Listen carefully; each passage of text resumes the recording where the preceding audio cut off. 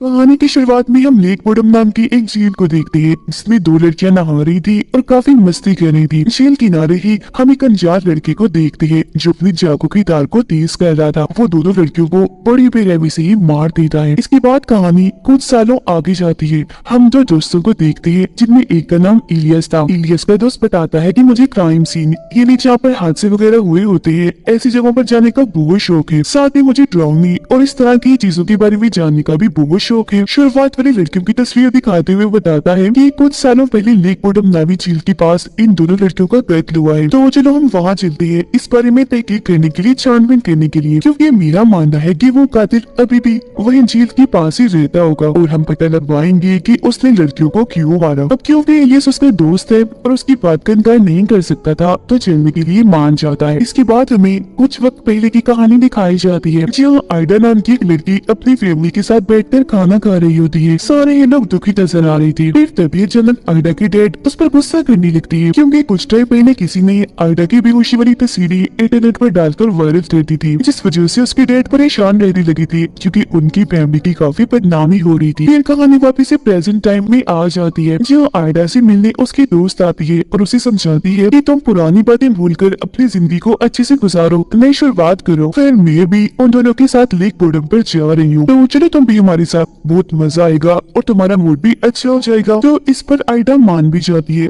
Aida के घर के बाहर इलियस और उसकी दोस्त को गाड़ी में देखते हैं जो उन दोनों को लेने आए थे और इंतजार कर रही थी, और ये चारों लेक बोडम की भी निकल जाते हैं। जहाँ ये पहुँच तो जाते हैं पर वहाँ से आगे जाने का रास्ता एक जंजीर से बंद किया हुआ था। दरअसल उन लड़कियों के कत्ल के बाद से ही पुलिस ने इस झील पर लोगों का आना बंद कर दिया था, पर इलियस जंजीर तोड़ने का कहता है जिसे तोड़कर ही आगे निकल आते हैं। झील के पास पहुँच ही गए थे और वहाँ टेंट लगाने लगती है। फिर रात को आइडा और इलियस का दोस्त आग के पास बैठकर बातें कर रही थी जहाँ वो आइडा को यहाँ हुए दोनों लड़कियों के खून के बारे में बता रहा होता है, जिस पर वो कहती है कि हाँ मैंने भी सुना था इस केस के बारे में। तभी उनके दोनों दोस्त भी वहाँ आ जाते हैं। यहाँ इलियस का दोस्त उन सबको बताता है कि मैंने उस खूनी उस कातिल के बारे में थोड़ी रिसर्च छानबीन की है, जिससे मेरा मानना है कि वो खूनी इस जगह को अपना घर समझकर यहाँ से बहुत प्यार करता है। जैसे हम लोगों को अपने घरों में कोई अनजान शख्स अच्छा नहीं लगता, वैसे उस खूनी को भी यहाँ आने वाले लोग पसंद नहीं है, बुरे लगते हैं। इसीलिए यहाँ आने वाले लोगों पर पहले वो नजर रखता है, फिर मौका देखते ही उन्हें मार देता है,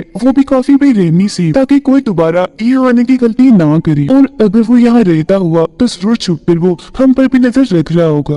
टेंट में सोने के लिए जाने लगती है, पर तभी आइडा की नजर झील की दूसरी तरफ जाती है जहाँ टॉर्च लाइट जल रही थी और उसका रुख इनकी तरफ ही था। उसे शक होने लगता है तो इस बारे में खोसी बताती है, पर इलियस का दोस्त कहता है कि घबराओ नहीं, वहाँ कोई नहीं है, और वैसे मेरा नहीं ख्याल कि हमारे अलावा यहाँ कोई और आया भी होगा, तो परेशान ना हो, चलो सोने चलते हैं। और वो तो सोने के लिए चला जाता है पर आइडा नहीं जाती, बल्कि वो तो नहाने के लिए झील में चली जाती है। उसे तभी महसूस होता है जैसे कोई उस पर नजर रख रहा है। वो जैसे पीछे मुड़कर देखती है तो वहाँ इलियस था जो उसे नहाते हुए देख रहा था। उसकी हरकत आइडा को पसंद नहीं आती तो वो उसे बुरा भला कहकर टेंट में आ जाती है। फिर आधी रात को जब ये चारों सो रही थी तो आइडा को दोबारा से किसी के होने का एहसास होता है, तो इस बारे में वो अपने दोस्त और इलियस को बताती है। तब इलियस चेक करने बाहर जाता है, पर काफी देर गुजर जाने के बाद भी जब वो वापस नहीं आता तो इन तीनों को परेशानी होने लगती है। वो उसे आवाज भी लगाते हैं पर आगे से कोई जवाब नहीं आता। काफी ज्यादा वक्त गुजर गया था, वो अभी तक वापस नहीं आया। पर तभी अचानक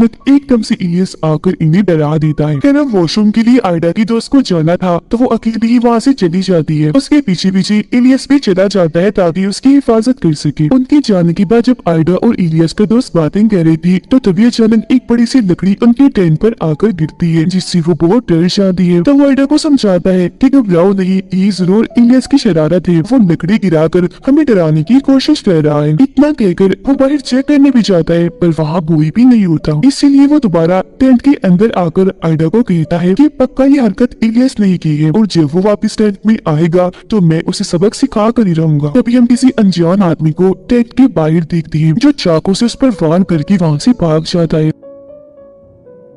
आयडा जब उसके मुंह से खून निकलता हुआ देखती है तो काफी डर जाती है और टेंट से बाहर आकर अपने दोस्तों को आवाज लगाकर बुलाने लगती है मदद के लिए। वो दोनों जब आयडा की आवाज सुनती है तो फौरन टेंट के पास आ जाती है। हालत देखकर काफी घबरा जाती है क्योंकि वो काफी जख्मी खून में लथपथ था। उन्हें कुछ समझ नहीं आती कि ये किसने किया होगा और अब हमें क्या करना चाहिए। ये तीनों उसकी जान बचाने के लिए जंगल से बाहर जाने लगती है। जिस दौरान आयडा की दोस्त गिर जाती है, उसका पैर काफी जख्मी हो गया था। अब वो आगे नहीं बढ़ सकती थी, इसलिए उन दोनों को ही वहाँ से आगे बढ़ने का कहती है। तो वो दोनों ऐसे ही करते हैं, उसे वही छोड़कर मदद मांगने के लिए आगे बढ़ जाती है। रास्ते में इलियस उससे कहते हैं कि काफी वक्त से मैं तुमसे अकेले में बात करना चाह रहा था। जो तुम्हारी बदनामी हो रही थी वो वायरल तस्वीरों वाली, मैंने उसके बारे में छानबीन की थी, जिससे मुझे पता चला कि बेहोश होते वक्त तुम्हारी तस्वीरें किसी ने बनाई ही नहीं, बस तुम्हारी बेइज्जती करने, तुम्हें बदनाम करने के लिए ऐसी अफवाह उड़ा दी। अगर तुम्हें मेरी बातों पर यकीन नहीं है तो कभी तुम्हारी वो तस्वीरें तुम तक क्यों नहीं पहुंची और तो और मेरे पास भी कभी नहीं आई जिस बारे में छानबीन कर रहा था। सिर्फ यही नहीं बल्कि पुलिस को भी तुम्हारी इस तरह की कोई तस्वीर मिली ही नहीं, क्योंकि ऐसी कोई तस्वीरें है ही नहीं। इलियस सब ये सारी बातें बता ही रहा था कि तभी पीछे से कोई नकाब पहना इंसान आकर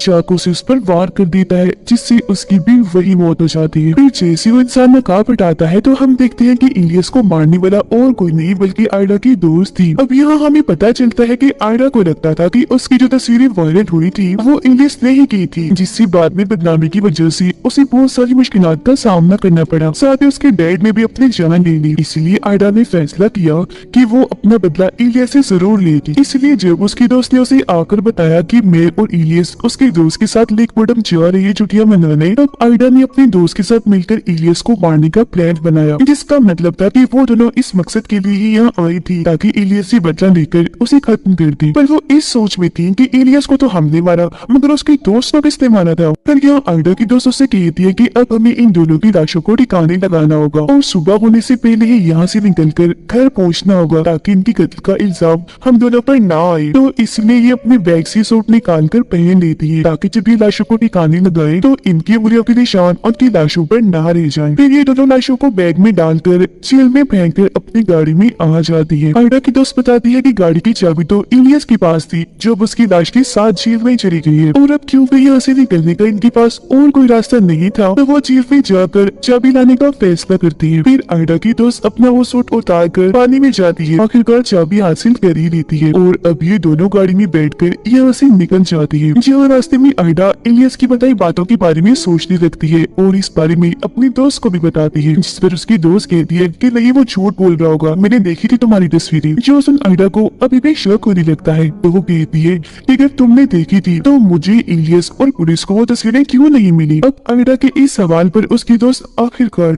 सच बताने के लिए तैयार हो भी जाती है। कहती है कि हाँ इलियस ने तुम्हें सही बताया, किसी ने भी तुम्हारी तस्वीरें नहीं बनाई थी मगर उस बारे में अफवाह हर जगह मैंने फैलाई थी। ये सुनकर आयडा एकदम हैरान भी रह जाती है, साथ ही काफी टूट भी गई थी क्योंकि उसके अपने दोस्त ने उसे बदनाम किया था। तो इसीलिए वो उससे पूछ लेती है कि आखिर तुमने ऐसा क्यों किया, मैं तो तुम्हारी दोस्त थी। जिस पर उसकी दोस्त इसकी वजह बताती है कि स्कूल में तुम इलियस के काफी करीब होती जा रही थी, साथ ही जब भी तुम मुझसे मिला करती थी हर वक्त बस इलियस की बातें करती रहती थी, जिससे मुझे लगने लगा कि अगर ऐसा ही चलता रहा तो तुम्हारी दोस्ती इलियस से हो जाएगी और अगर तुम दोनों दोस्त बन गए तो तुम मुझसे दूर चली जाओगी। तो इस वजह से तुम्हें इलियस से दूर करने के लिए मैंने एक प्लान बनाया। तुम जब पार्टी में आई तो मैंने तुम्हारे जूस में दवाई मिला दी जिससे तुम बेहोश हो गई। तुम्हें कमरे में लिटाने के बाद मैंने बाहर आकर तुम्हारी वो तस्वीरों वाली अफवाह उड़ा दी। पर आयडा मैंने ये कभी नहीं सोचा था कि मेरे ऐसा करने से तुम्हारी जिंदगी में इतनी मुश्किलें आ जाएंगी।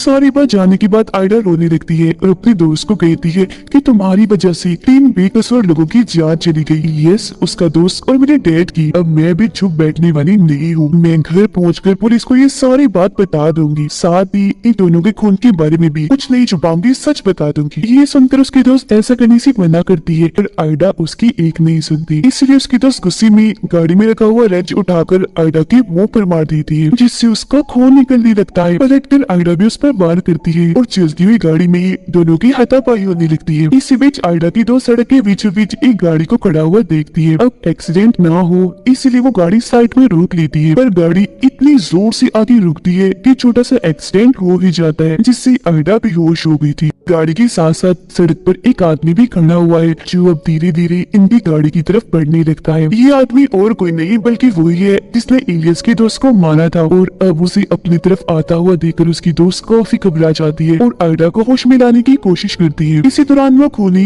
गाड़ी के पास आ ही गया था। टॉर्च मारकर जब वो गाड़ी के अंदर उन दोनों को देखता है तो एक जंजीर से उनकी गाड़ी अपनी गाड़ी के साथ बांध लेता है, उसे टो करने के लिए, खींचकर अपने साथ ले जाने के लिए। अपनी गाड़ी में बैठकर काफी तेज स्पीड में गाड़ी चलाकर उनकी गाड़ी को भी वहाँ से ले जाने लगता है। अब तक आयडा को भी होश आ गई थी। दोनों काफी डर जाती है और इस मुसीबत से कैसे निकलना है इस बारे में सोचने लगती है। तब उसकी दोस्त कहती है कि तुम गाड़ी के पीछे वाली दरवाजे से कूद जाओ, बाद में मैं भी ऐसे ही करूंगी। और अब जैसे आयडा पीछे आकर कूदने ही वाली थी कि तभी एकदम से उनकी गाड़ी उछलकर पलट जाती है। अब उनका काफी बुरा एक्सीडेंट हो गया था, जिस वजह से दोनों की लड़कियां काफी जख्मी हो जाती है। उस कातिल की गाड़ी भी रुक गई थी, इसलिए वो दोबारा से उनकी तरफ आने लगता है। अब तक आयडा को भी होश आ गई थी। वो अपने दोस्त को भी होश में लाकर वहाँ से भागने का कहती है और उसकी दोस्त आयडा को अकेले यहाँ छोड़कर जाने से मना करती है, जिस पर आयडा उसे समझाती है कि मैं बहुत जख्मी हूँ, तुम्हारे साथ नहीं आ सकती, प्लीज जाओ यहाँ से, भाग जाओ। अब उसकी ये बात सुनकर आखिरकार वो मान ही जाती है, जंगल की तरफ भागने लगती है। उसे खूनी ने भी देख लिया था तो वो अपने डॉग को उसके पीछे लगा देता है। यहाँ हमें इस खूनी का चेहरा दिखाया जाता है, जो और कोई नहीं बल्कि वही आदमी है जिसे हमने शुरुआत में भी देखा था, जिसने उन दोनों लड़कियों का भी खून किया था। असल में इलियस के दोस्त ने जो अफवाहें इस जंगल और इस खूनी के बारे में सुनी थी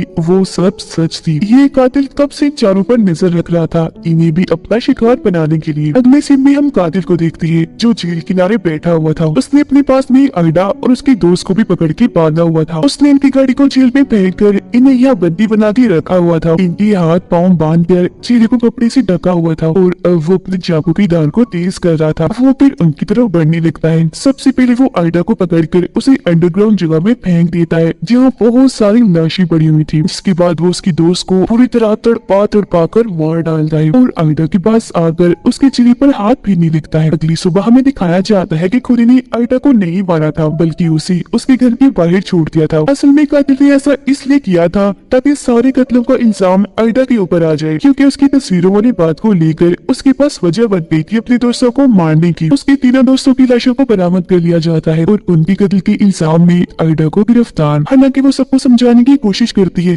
कि मैंने ये सब नहीं किया बल्कि लेक बोर्ड के कातिल ने किया है, पर कोई भी उसकी बात पे यकीन नहीं करता और उस बेकसूर को ही दोषी ठहराया जाता है, जबकि असली कातिल इस तरह से बच गया था और अब भी आजाद घूम रहा था। फिर इसके बाद हम कुछ दोस्तों को उसी झील के पास देखते हैं जो पार्टी करने के लिए आए थे, जहाँ हर बार की तरह खूनी ईद पर भी छुप के नजर रख रहा था। अब ये ग्रुप ही उस कातिल का अगला टारगेट है और इससे भी हैरत वाली बात कि ये एक सच्ची कहानी थी। और इसी के साथ ये फिल्म इधर ही खत्म हो जाती है।